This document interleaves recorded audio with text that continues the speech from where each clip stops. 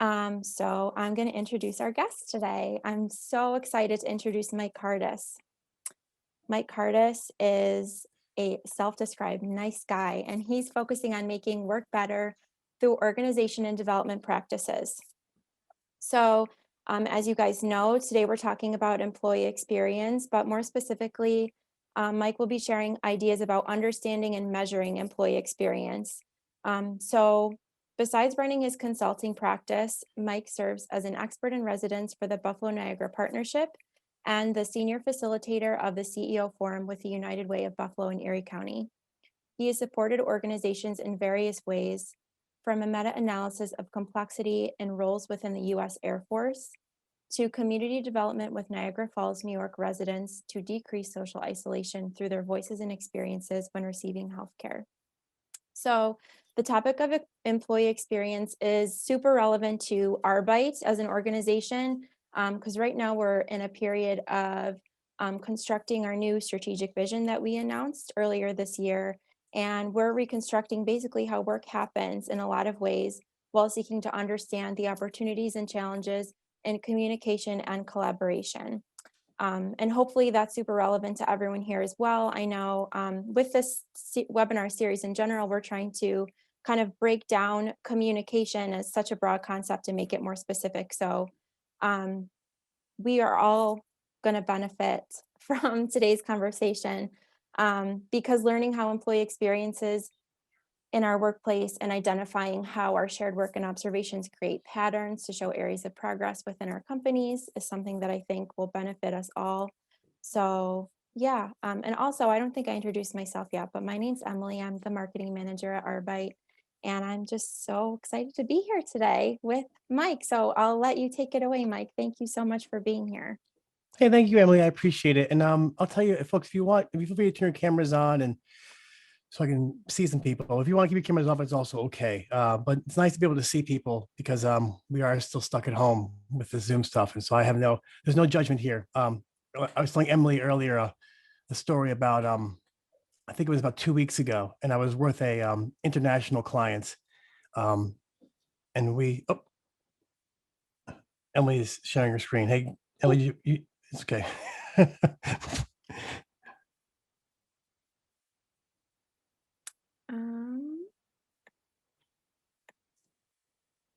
Just want to go to stop share. I don't think I am sharing my screen, but it says GCADAMS. Is somebody else sharing their screen by accident? Let's see. Oh, yes, someone was. Sorry. Okay. So again, this is the joy of the Zoom stuff. So it was funny. I'll finish that story. So it was like 7:30 at night, and I was with the team, and I have 6-year-old twins, one boy, one girl, Lily and Elliot, and it was like close to bedtime for them, and so 7:30 is bedtime, and like they were in the hallway just screaming. Like my wife was screaming, the kids were screaming. There was like noise all over the place, and I said to the group, and these were folks from all over. I said, "Hang on a second, guys. Like I got to take care of something." Open the door. And I screamed, "What the F is going on?" Like my loudest, like serious, like dad voice. And I thought I was muted. So and Christine's like, "I got it under control." I'm like, "No, you don't. Things are crazy." And so we're like, yeah, marital fight in the hallway. So I roll back and I'm like, "Hey," and they're all just all laughing because I didn't mute myself. So thank you. I'm going to add two things. I'm going to go through some slides today, and there'll be time for discussion about this and interactions. And I'll share all the notes with you afterwards. I'll give the slide deck to Emily. She'll forward it on to the group. And any questions you have, please feel free to reach out to me and contact me. I'm happy to help however I can. So today we're going to talk about employee experience and what that means and how you can apply it back to your organization. I'm going to share some definitions, some examples, and some ways that we're currently using gathering employee experiences and employee experience data and trying to make it quantifiable to kind of show a number of negative tonalities, negative feelings towards the organization, or negative experiences. And also how we quantify the movements through our ways of using maps. And when I was thinking about it, I was talking to Emily about this yesterday. employee experience is really similar to what most of you already do if you're in marketing, right? It's similar to a customer experience or customer journeys. We think about now, everyone's heard of journey maps, they've heard of customer experience. All those parts are there. And it's a similar way to think about how do we do that internally with our organization, with our employees. I'm going to share 2 points of sort of concern up front. Number one is this. If you don't want to hear from your employees, then don't ask them for their employee experience. A lot of companies I work for will do this. They'll say, we need an employee engagement survey, or I want to hear what folks think. And they'll ask folks what they think. And then when they hear things, they'll either A, do nothing with it, or B, tell them they're wrong. That's not how they actually feel. Or C, just choose to thank people and then don't do anything with it. So if you choose to go in this process of actually asking employees or folks who work for you how they experience the workplace and how to improve things, you have to be willing to listen, and you have to be willing to take the feedback and actually do something with it. If not, you're going to get a bunch of even angrier employees who have even worse experience, because you'll get what's called survey fatigue. Now, again, if you think about customers, it's the same thing. Like, how many of us are being thoughtful about how many emails we blast out and how many clicks we ask folks to click on without exhausting our customers? Same thing with employees. They have a lot going on. And the second thing is to be thoughtful about when you're gathering the experiences, to make sure people have a voice and they have agency over their voice and how they experience the workplace. This is a useful tactic, and now a lot of the work across the globe is shifting to the justice, equity, diversity, and inclusion work. And we're seeing, how do we use employee experience data to find those less dominant voices and those, we call them the outliers, to make progress on things. So I'll share those things. And again, any questions, let me know. Here's a simple sort of chat box. Type the question, answer it to yourself in a second. All right. Here's a question. So let's say it's lunchtime, right? And you're talking to a friend or a colleague. No, let's say a friend. You're talking to a friend, and your friend says, "Hey, how's your day going?" What is an experience from today at your work that you would share with them that lets them know how your work is going? If you can just type a brief response to that in the chat box. So a buddy or a friend, you're having lunch, let's say you're maybe face-to-face, maybe Zoom, they go, "Hey, how's your day going?" What's an experience that you would share from today, keep it short, that you would share with your friend that lets them know how your day is going?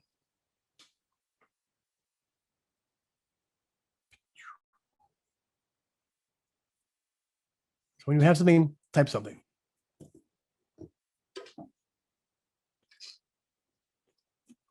Hosting a webinar.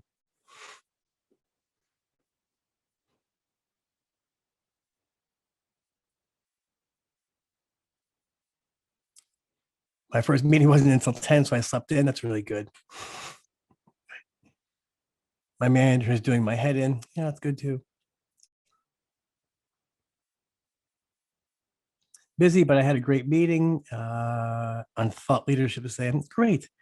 So in some ways, what we just did a quick sort of employee experience check-in. And you'll see a second thing, I'll show you some questions later. A second part I would ask about that is, your story itself, is your story positive or is it negative? So what's the tonality of your story? You don't have to type that in, but just sort of think about what you expressed. Is it positive or negative in the tonality? And in that quick process, what we just did, if I read these, we could look through these and do what's essentially an employee experience process. So let me go on the shared screen. I'm going to share some more examples. If I start going too fast, just give me like a heads up, but this is the part. I also want to explain employee experience. You know, there is it's a little different than employee engagement in the following way. Employee engagement is saying, if I work for, let's say I work for Emily, how engaged am I in the work? Meaning, how do I see the work? Is my manager there? Employee experience is really saying, how does the employee experience the workplace from beginning to the end? And we know, here's why this matters. If I experience a positive workplace and I feel that there's a voice for me and I can get my words out there, there's a higher likelihood that I will be relatively happier at work. So I'll show up more. I'll have less sick days. I'll also be able to create innovative things. There's a really good book written by Dr. Teresa Amabile She went to Canisius, by the way, for her undergrad. Then she moved to Harvard. She wrote a book called The Progress Principle. It was written maybe in the early 2000s, I think. And in her research, she found the greatest point of innovation for people is making progress on meaningful work. And progress on meaningful work also has to have a positive experience where you can actually make progress on your work. So as we think about this, employee experience kind of defined the following way, right? The employee experience is the journey the employee takes with your organization. It includes every interaction that happens along the employee life cycle, plus the experiences that involve the employee's role, workspace, manager, and well-being. And I think with COVID right now happening and the COVID concern, the experience are shifted. A lot of us are now working at home. A lot of us now are forced to work in hybrid teams, and our experience is different. And it's saying the entire way, how do we begin to understand this and make sense of this? And I'll share examples coming up. I wanted to spend a little time on this. This is pulled from a great site called Culture Amp. And this is what's called the employee journey. So if you think about it, those, even if you're not in HR, it's the same process, right? So what we do initially is, and those of you who work with customer acquisition, it follows the customer format too. It's the same thing, right? It's like your AIDA process, but a little different. First part is you need to attract. So if there's a positive word of mouth, think about the experience you shared with me, right? So I said, how's your day going? If I'm your friend and I can do good work, the experiences you share with me will likely more likely will either increase my attraction to work for your organization or increase my repellent to not work for your organization. So part of the attraction of employees is the employee experience. What's it like to work there? How's it work? As they're going through coming on, you have the onboarding experience. So think about if you're asking people, what's the onboarding experience like? Were they welcomed? Did they have all the things they need? Were there passwords there? Was there technology there? If you're now working from home, is there a way for you to kind of create all the VPN lines you need from working at home? Or did you have to kind of fight with IT and all those struggles to get those things done? Those negative parts in the employee experience will slow everybody down and make it harder to get things done. After the onboarding, we go to engage.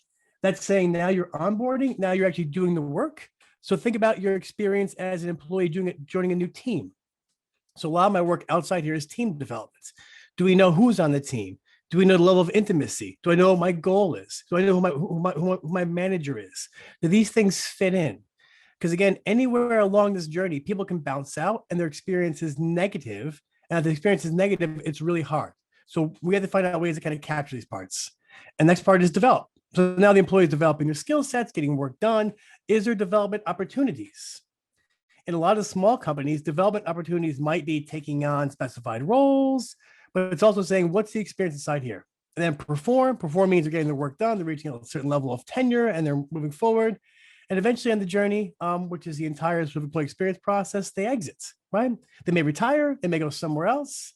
And then here's where I think the employee experience data comes in really helpful. And you'll see as we capture the narratives, it's a useful piece to say, what do alumni say about the organization? So those of you, when you think about college, it's the same thing, right? We know that what creates a positive employee experience are alumni who can say good things about the organization. What are they saying about the company? How do we capture that? And how do we begin to make trends and kind of refer folks in the process? On the other end, I've worked at some companies where the experience was pretty horrible. It was pretty shitty. And I openly tell people, you don't want to work there. It was horrible. Like, I was consistently micromanaged. My pay was shifted around certain skills. I never had resources. That also hurts the organization. So each of these points we have to be thoughtful about when we're thinking about the employee experience to make sense. All right.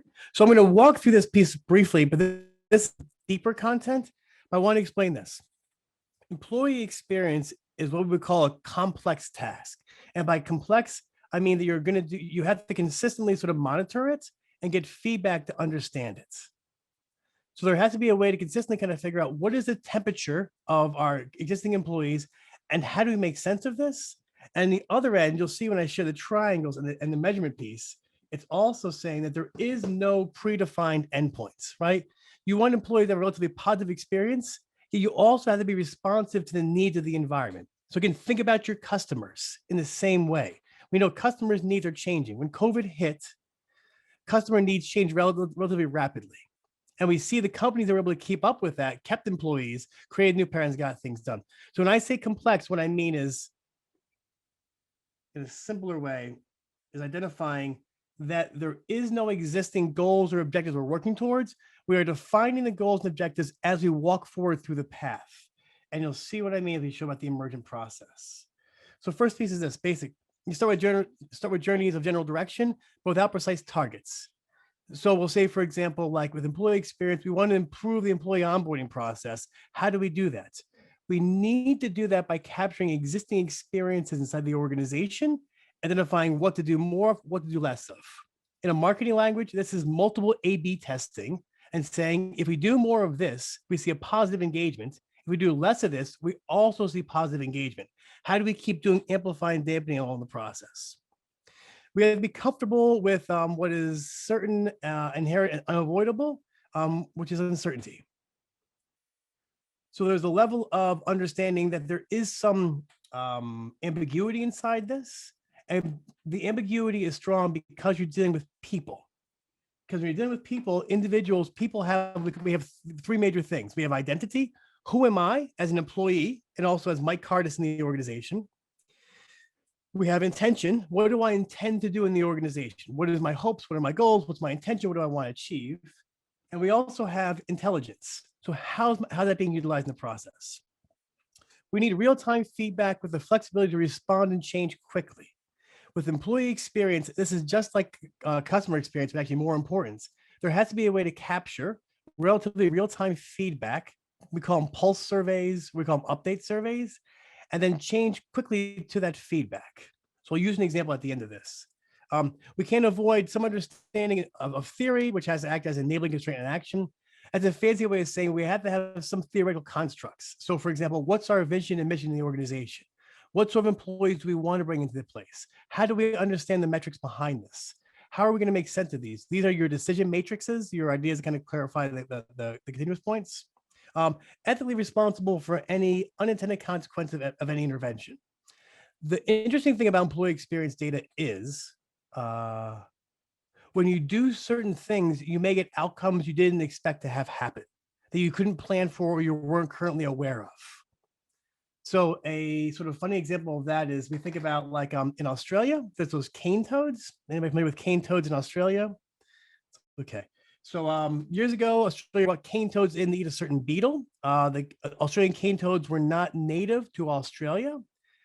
They started eating these beetles and then they multiplied like crazy. And now they have taken over as an invasive species in Australia. So a complex intervention was taken. There was consequences that happened that were essentially unavoidable. So I've given you some theoretical constructs, but I'm going to pause right now and give you a quick example, and then we're going to just do a quick check-in point.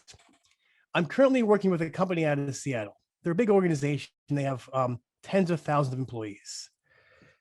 Pre-COVID, I was under contract with them, capturing employee experience and something called Sense Maker. So Sense Maker is making sense of your current environment and feeding data back to the executive team on what changes to make that employees are seeing as useful and not useful. I'm going to show you some examples in a second. With this, we are consistently, when we first started the back to work stuff, we were sending the employees on their iPhones and emails a pulse, which is like an assessment every week, asking them, the company is opening back up. What's an experience you would share with a friend or colleague that lets them know what it's like to come back to work? Opening question, we did that. And then from that feedback, we saw a lot of negative tonality of the employees. Now you may ask yourselves, why does that matter? This company in Seattle really needs to keep their employees. If people aren't happy, the experience is negative, they can go somewhere else relatively quickly. And from the actual narratives and the examples, we saw things to utilize that change inside the organization. So we saw things like they thought that when they walked back to work, it was clinical and cold, like they were going to prison. So the company bought a comfortable waiting room, gave them sort of curtains and couches, put snacks inside there. And we saw once we repulsed, experiences went up to a more positive tonality. And because of that change in motion, we kind of kept more folks coming back to work to be listened. We captured the feedback, we amplified parts that were working and kept going through that iterative loop to make the experience move forward. Okay. So I'm going to share more concrete stuff now because I wanted to get through this. All right. Yeah. So how do we do this? Really easy. It's deceptively easy because, again, you want to be careful. So one thing I think about is this. In the employee experience data, the one thing you want to do is you want to gather multiple voices and experiences from people in their own voice. This means you have to ask, the fancy word is you have to ask what's called a non-hypothetical question. A hypothetical question is, how satisfied are you with your current work environments?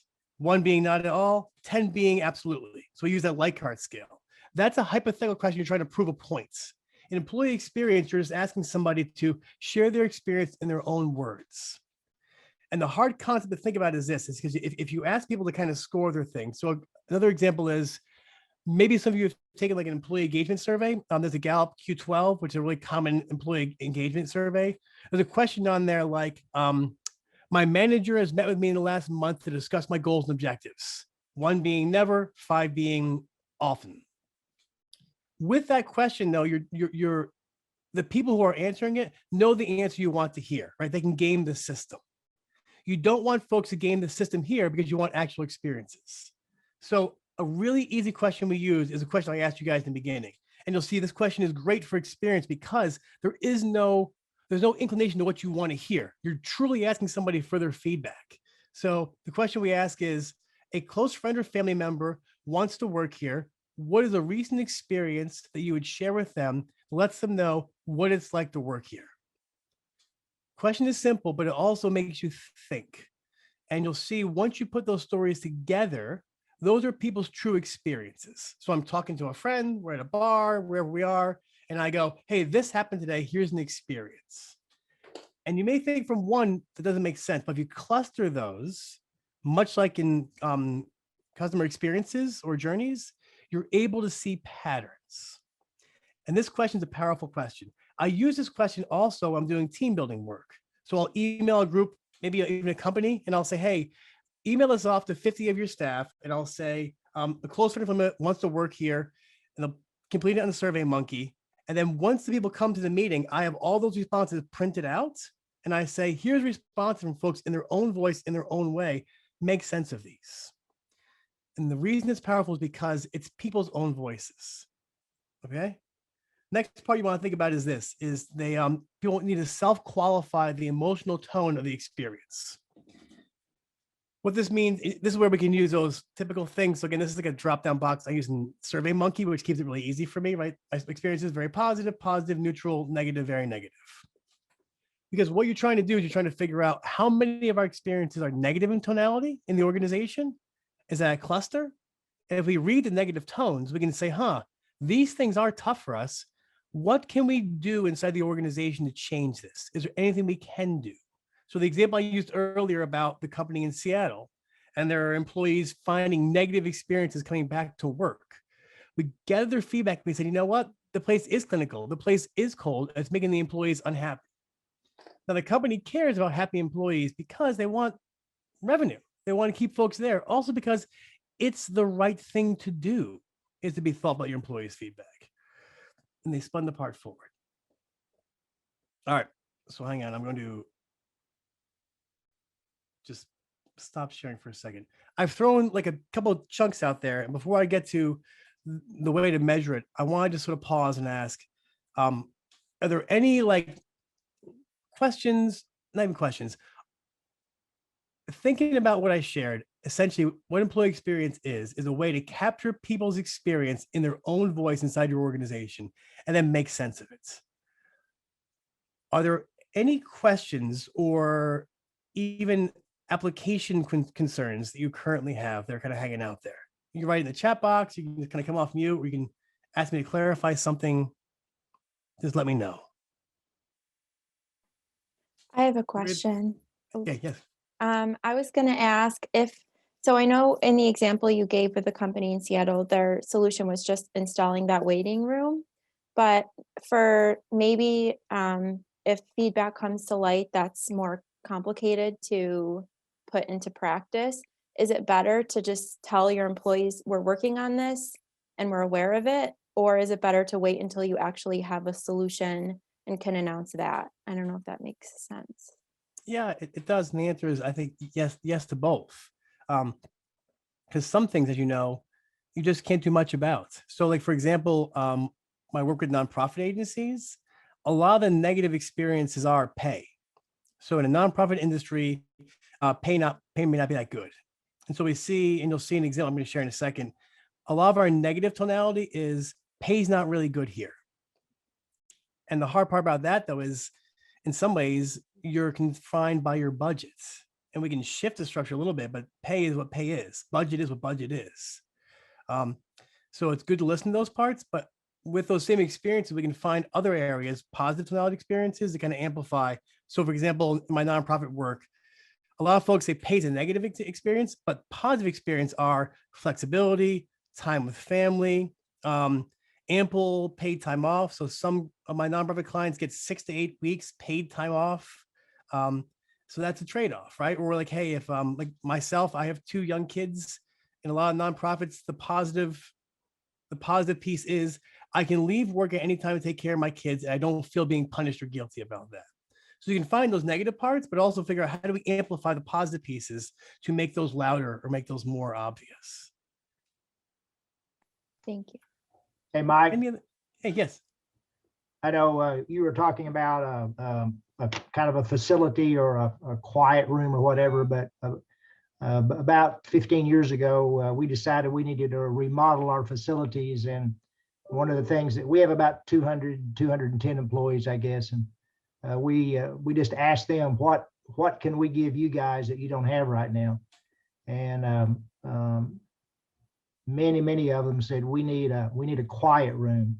We need a place where we can go and just kind of chill out either on breaks or at lunch, and no cell phones, just a place we can go in and even take a nap if we want to. And that became a very popular facility or a place for us. And I go back there occasionally and just kind of walk through, and that's something that we did, kind of let the employee know that we really care about you. Yeah, I think the example you used shows that the majority of employees really a fresh coat of paint or just being listened to makes a huge difference. And there's a lot of research on this. And I've seen what you shared, GC Adams, is you ask the employees, and that's a positive employee experience, right? So reality is, I say, I said I need a quiet room. The company responded to my needs. They put it in place. That goes a long way. It's a really good example. So I want to take a little bit of time now. I'll come back to more questions.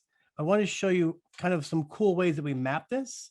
And so I'm going to show you, we do it actually on Mural, but there's also technology we use. But let me begin with the easier examples. So what you're seeing here, this is real data from a company that I'm working with. And we asked them that question. So, a friend or colleagues think about working here. What's an experience you would share with them? This is just a word cloud. So sometimes the groups will gather all the information, and I'll give the group a word cloud, and we'll kind of talk about this. This is the positive word cloud. And you'll see opportunities, everyone, agency. It helps at least begin the discussion. Because one thing I want you to be thoughtful about is with employee experience, you're not walking into it with predefined outcomes already identified. You're literally asking the employees, how can we make your experience better? Or how can we make the experience better for you? Because if you walk into it with preconceived biases and ideas, people are going to pick up on that. And some people inherently in who they are going to fight you on that. But it's listening. And then here are the negative feelings. And these were the negative tonality experiences. So I'm going to show you an example first, and then I'll go to my mural. But so this is what we did with this. Each piece here. So I gather all the positive stories and all the negative stories that came from that Survey Monkey. And this is something you can do inside your own company. It's really easy. You just ask Survey Monkey, close friend is thinking about working here. What's an experience you would share with them to let them know what it's like to work here? My story is positive or negative. And then you kind of take these. So I took all the responses and I copy and paste them in the Mural. Mural is a online like whiteboard design tool. I'll show you it in a little on the back end. And then we had a virtual meeting. Now I like using these triangles. This is a geeky part of Mike, but we want folks to make sense of what happens. This is called a sense-making triangle. And this is a way to say, how were decisions being made in the process. So they're based upon shared vision and values, peers and people they interact with, or personal needs and wants. Then I ask folks to take those Post-it notes and move them to where they kind of are inside the triangle. And from this, we can begin to kind of look for clusters and patterns, hot spots, if you will, or cold spots. And then we can read the examples. And then as a team, we kind of say, okay, so from the examples, the question then is, which of these examples do we want to amplify or do more of or make louder? So there are small things like GC Adams mentioned, the room experience. So if we hear folks wanting a room, which of these things can we amplify and do? On the other end is, what things can we dampen or quiet down or do less of? So one consistent negative experience I hear is too many meetings, too much paperwork, excessive workflow to get things done. And we go, that's a negative experience. The question is, how can we decrease the number of checkpoints or workflow to make folks have a positive experience? And we can then utilize or turn that. Here's another triangle that we use on how decisions were made. This is a different bunch of post-it notes, but I like the idea of using the triangles. And you can bring this back to your leadership team or back to a group and sort of look at these things and how were decisions made. Decisions were made with little feedback from staff. So we asked them, folks, how are they made? Discussion and feedback from most of the staff, small teams doing research. We've been using these triangles an awful lot to make sense of things. So I'm going to go into a different screen and then we're going to chat a bit more, but let me. Sorry.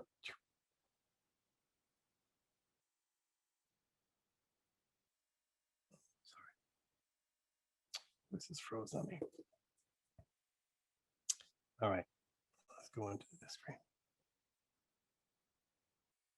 Sorry, guys.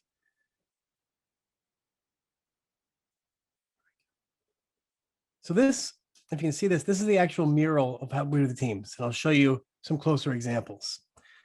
So we set it up. I took all the workplace experiences, made them into Post-it notes. So a mural, you can make Post-it notes really easy. You can just kind of copy and paste it from a Word document, or actually grab them all from the Survey Monkey and just paste them inside here. And then we got the team together. So when the team got together, I then shared with them the Post-it notes.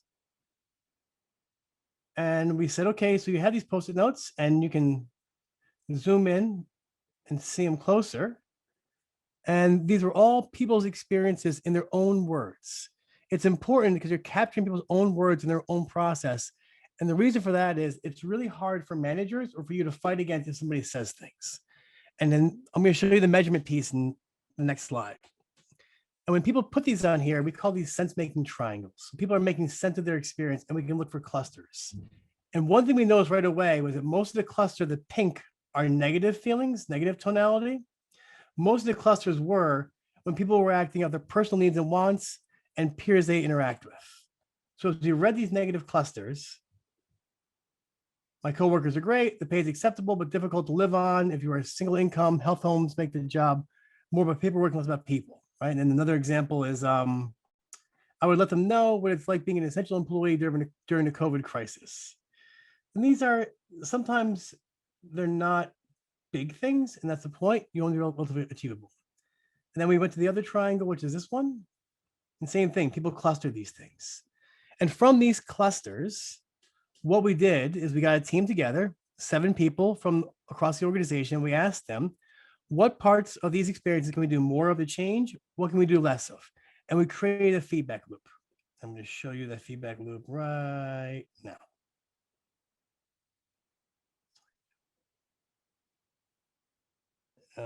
This one I use, yeah.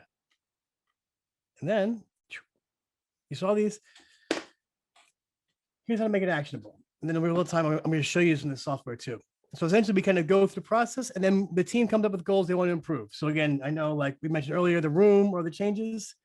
This is a really simple worksheet we use with folks. It's really easy to do, right? So reality-wise, what is our goal? what will look like when our team accomplishes it. So we look at the employee experience. Let's say we want to improve. So here's a good example. I'm working with a marketing and design company. They're around 400K in revenue. They have four employees, a bunch of subcontractors they work with. We did an employee experience concept with their subcontractors, with their employees, and also with some of their top customers to ask how they felt about the experience working with the organization and also contracting with the organization. And we heard that there is a higher demand inside this company for better understanding of systems and better shared technology to communicate amongst each other. And we go, that's really simple to do. So we said the goal would be each team member will have access to technology to communicate to each other, right? How do we see this helping with the unique needs of our customers? In this context, customers are employees, or even if the employees have more positive experience, we write down how we see it being helpful. And by documenting this makes sense. Where we begin, steps on sort of doing the work. Who do we have to get feedback from to make this happen? When's, how we communicate our success. This simple worksheet is all you need to kind of start putting some positive employee experience data into practice. All right. I want to share one more thing with you guys, then we're gonna have a little discussion. This is, I don't want to overwhelm. Hang on. Sorry, I gotta keep changing my screen. Okay. This. All right. This is a little clunky, but here's an actual example. So there's a technology we use, and you can do it without the technology. I'm showing you. You can kind of simply, in a Survey Monkey thing, ask your employees for their experiences. And what you do with those experiences is you're looking for patterns. The fancy term is we're looking for emergent patterns. What are some themes we're seeing over and over again? Also, one thing to be thoughtful of is what we call, what are your outlying voices? Meaning, where are the ones that are not the dominant voice? Here's why this matters. In mapping the current employee experience of your organization, you're going to see the dominant voice. You're going to see, if you can see me, you're going to see a cluster. These are other triangle clusters. You're going to see a cluster of dominant voices, like here in the middle, we see a cluster, and also here under peers and people, we see a cluster. And these are stories, experiences. But you're also going to see less dominant voices, the ones that are different. In those differences and those employee experiences, that's where your breakthrough and your innovation happens. The people who see the work a little bit differently, the people who tell you, hey, you know what? I got a better way to do this process. If you're gathering their stories and giving them agency over their experiences, that's where your next breakthrough is going to happen, or that's where your next idea is going to come from. So what this is on the back end, this is a technology we use called SenseMaker. I think I have like 80 responses here. And people get the survey question, same piece. These are different triangles. What we can do with this, we can look at this. So I can cluster these. And in the report, we'll say like, this many folks were here. Here's negative tonality and pieces. And we can look at these stories and these examples. And then, and these are other triangles, dominant voice, what people did. And each of these dots are their experiences. So if you see there's hashtags, what they actually experienced in the workplace, winning, satisfaction, because bring others towards the flagship of the process, compassionate, work family. These are employee experience clusters. And we can say, right now, and this was early COVID, the majority of decisions were done by leadership and authority. But the reality is we want to push it, we want to change it to more of the feedback and consultation, more team-based decision making. How do we do that? And we can say, well, what's this cluster here in the middle look like? And we can highlight that and pull the stories up. We say, from these experiences, how do we make more of these take place? How do we say whatever folks are saying here in this cluster, how do we move folks from here to here? And that's creating what we call, the fancy term there is adjacent possibles. So how do we find parts that pull our experiences into more positive movement they have here? And over time, with this technology, we can actually map this. So the company in Seattle I'm working with, which I can't show you that data, we actually map with them every 2 months to show them number and percent of positive tonality, negative tonality, and movement inside those triangles. So if we want to see movement change from leadership and authority to more consultation and feedback, we can say, hey, 65% of folks actually move their story here to here. And what's the movement look like? And that's the way to measure it. But now, if you don't want to get that fancy things, the easiest way to do it is to just ask that tonality question and sort of say, over a period of time, how many of our experiences, if you're gathering every month, every 2 months, are going from negative tone to positive tone, or people self-signifying negative to positive. And it's amazing, once that starts to happen, it creates this virtuous loop of sort of more positive experiences happening. And you're reading and you're constantly getting that feedback to feed it back to the organization. And one thing I think Emily asked earlier, and then we'll pause some questions, I've been rambling for a while, is this. It's also nice if you can with your employees, if your company can do this, to kind of bring the experiences back to them and sort of say, okay, here's our employee experience from all across the organization. And to ask them and sort of say, from these experiences, what sort of things do you want to see more of? What can we do more as an organization? What can we do less of? And then create ways to work on that as a group.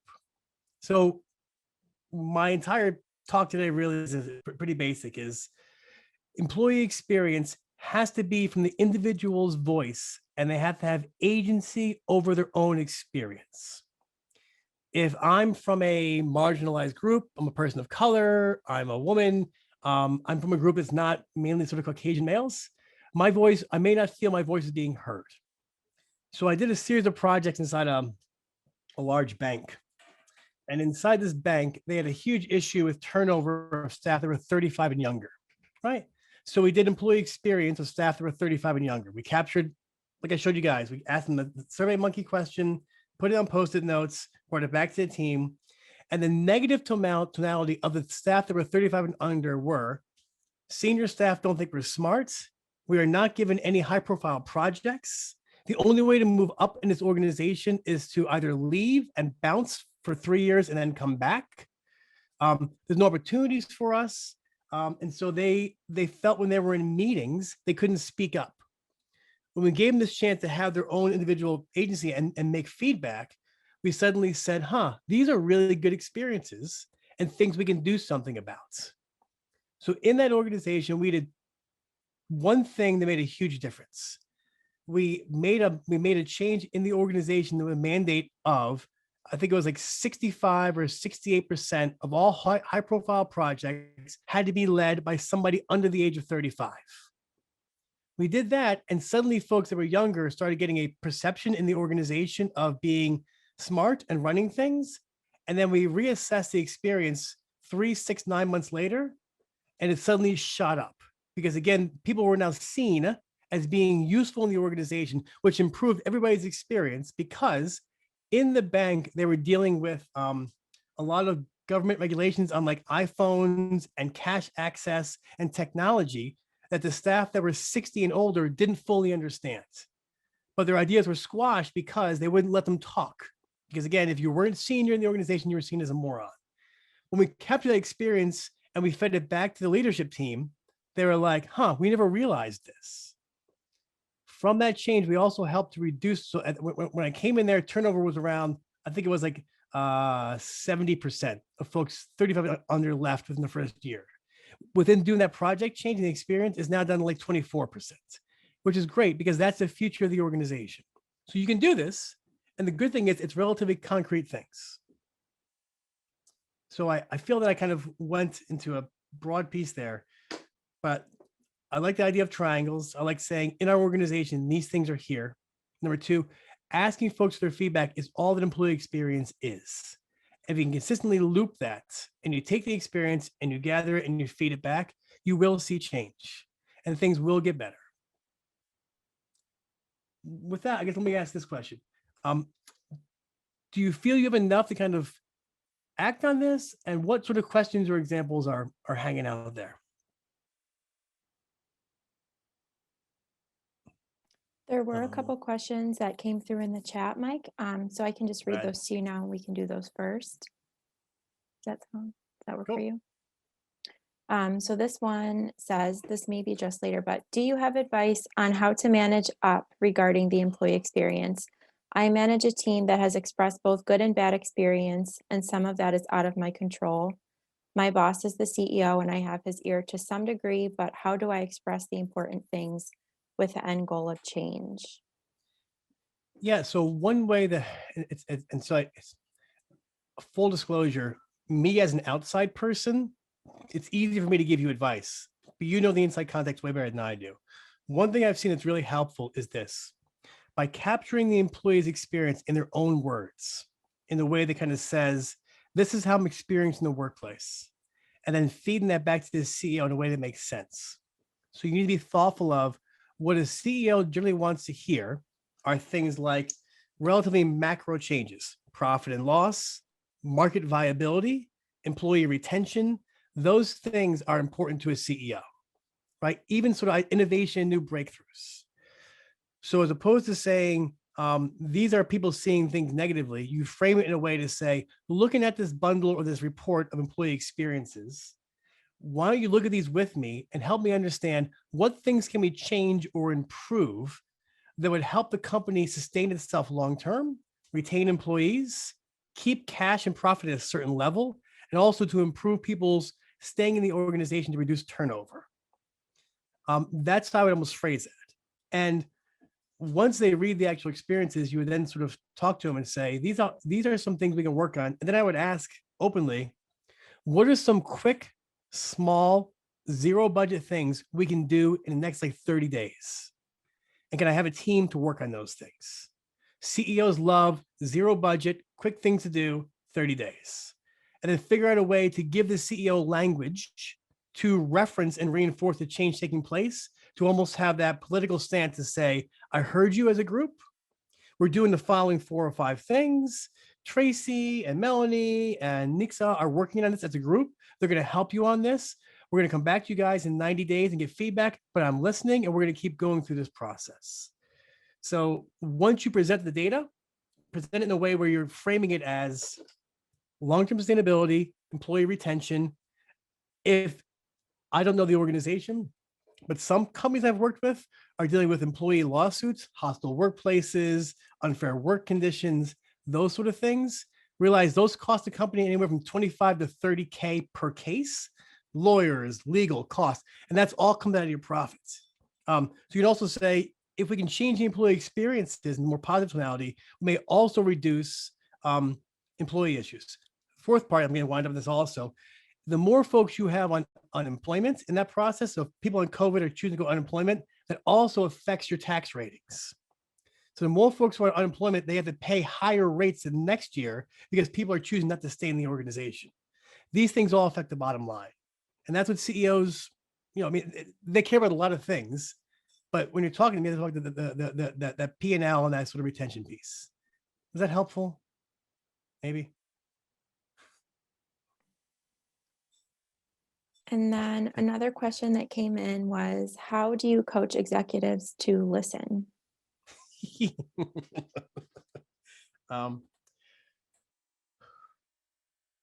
Okay.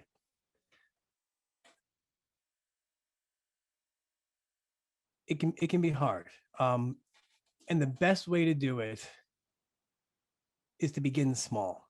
We say there's a kind of a phrase I use a lot, which is cooperation and resistance can't be perceived at the same time. So in some way, I had to approach the situation, and I know it's hard if you're an inside employee. Trust me, I had a job that I worked at years ago where the manager was just refused to listen, was always pretty angry. I recall he would walk past my desk, sigh, and like shake his head an awful lot. I kept saying, like, what's your issue, dude? And like he wouldn't tell me. So the one thing is this, though, the way to make people listen, number one, is to consistently kind of figure out where they're cooperating and find those small points to move with them. So similar to that complexity thing, you're developing a multiple series. We call them small probes or small things that kind of say, how am I getting through? So you can just kind of, you're running into the wall a billion times. So you find that one thing that they listen to and they pay attention to. Once you find that one thing, you use that as your hook, or we call it, you use that as your solution indicator, to then kind of keep referencing those points. So I'll use an example. Years ago, before I moved to Buffalo, I worked for Clemson University out of South Carolina. And I was working under contract at a camp. And one thing that I found myself pretty good at was I was somebody who was consistently meeting with the senior team and the leadership group as a manager and asking them what's going on. How's your day going? What challenges do you have? How can I help you? And once they told me stuff, I would reflect back to them consistently. That's how they listen. Um, on the other part, if your manager consistently chooses not to listen, then you have to kind of give up. You can't force somebody to listen they don't want to. And that comes back to your experience being negative in the organization and you being thoughtful about how can I make the best of this? And to add That's more context to that question, back when you were talking about how if you want to gauge employee experience, you have to be prepared to listen and do something with it. In that context, do you have any additional advice for how to get executives to listen? two things. Number one, we use an example when I talk about employee experience that helps executives think about this. So the way we angle it is that I'll tell them there are people inside your organization who see the work differently, who recognize things that can be improved, that can be your next breakthrough or the next sort of innovation in your organization. And so sometimes I'll ask a CEO in a meeting, I'll say like, what would you, in your company, what would be your next Viagra? And so we all know that the story about Viagra. So Viagra was first made as a heart medication. People started taking it and now it has a whole different purpose. So inside the organization, some things are currently happening that can be breakthroughs that you just aren't hearing because you're not listening. So from the employee experience data, we can hear ideas and find new ways to help the company be more successful and to use existing resources and tools to grow the organization. It might be through people skills, it might be through process skills, but the employee experience data can point you to the minority voices that see the work differently, they can help that next breakthrough. And that's the way that I phrase it. Because we have every company has those examples of where product X was made for customer Y, it didn't hit, and now product X is now for customer Q, and it took off because somebody had an idea to say, why don't we try this? I mean, an example I'm thinking of right now is when COVID first hit, I was working with a company that did a lot of inbound sales. So all their marketing was blasted out and all the folks contacted them. They're mainly an inbound sales thing. So all their client reps took phone calls all day and closed sales, no outbound sales. COVID hit, inbound sales choked, like almost fell to close to like 20%. And so we got together and we kept employee experience and they had PPP money. And one of the employees actually said, why don't we start doing outbound sales? And we got 4 clusters from that. And we said, here's an idea. So we made a script. We gave all the employees an outbound sales script. Suddenly sales went back up quickly. And we created a whole new department. And they were back to plus revenue of almost $1 million. Now that came from employee experience data. The manager was like, what the heck do we do? Some employees said, let's do outbound sales. We made a script. We lined the script up. We shifted some processes. And the company created a whole new line now that's maintaining a positive revenue stream in employees. That came from employee experience data because they listened. If people, that's the hard part about this. And most organizations that I work with, not most, many companies I work with do employee survey data and they do nothing with it, right? You fill out some form, it goes to HR maybe, HR looks at it, they maybe give a report to the senior team, they nod their head and they move on. Because the data is not actionable. With the employee experience data, you're capturing actual stories, and that's the difference. It's the same thing as those of you who are on the other end, think about user experience, right? The same thing. That's what user experience is. How does the employee actually use your organization, use your technology? Oh, good. Another question I see out here really quick. So any tips for overcoming survey fatigue? We have staff surveys.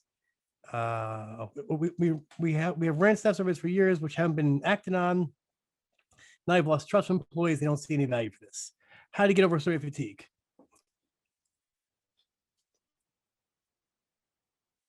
You stop doing the surveys.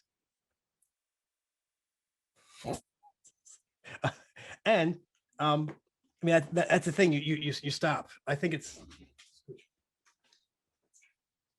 And then you do something differently. I mean, a way might be like an example that we see in organizations too is it's the same part of just literally talking to people.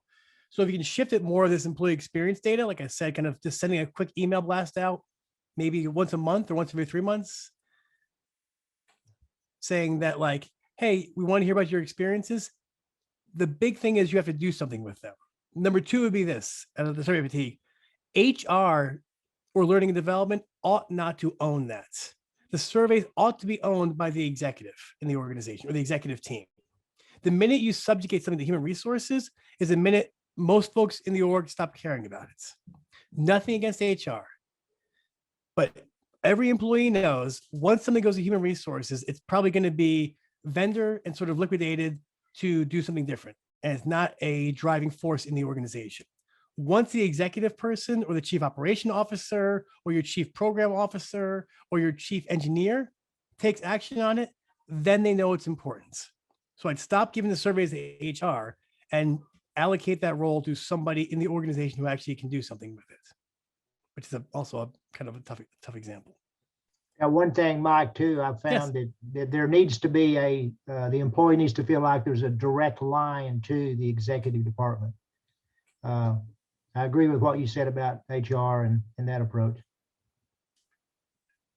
And I think the simplest way, what we see really good organizations do is literally they have these, the chief person walks around and talks to people. How's it going out here? You get what you need? What can I do differently for you? And when they hear things, they go back to their team and say, hey, I've heard from 14 folks on the floor, they need a new trash can by that machine over there. Get them a trash can. And they go, okay, trash can shows up. Suddenly folks go, things are changing around here. I mean, that's a really simple, but people like those small things. I worked manufacturing for years in college. And like, I can't tell you how many times we needed a broom or a dustpan or something and no one ever heard it. And the minute a broom showed up because somebody heard us, suddenly we were like, thank you for finally listening. And that makes a huge difference. It's just feeling listened to.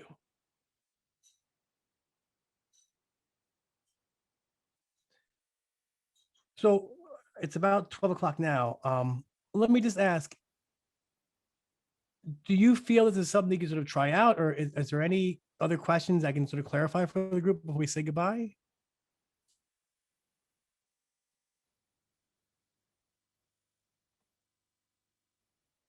All right. So what I'm going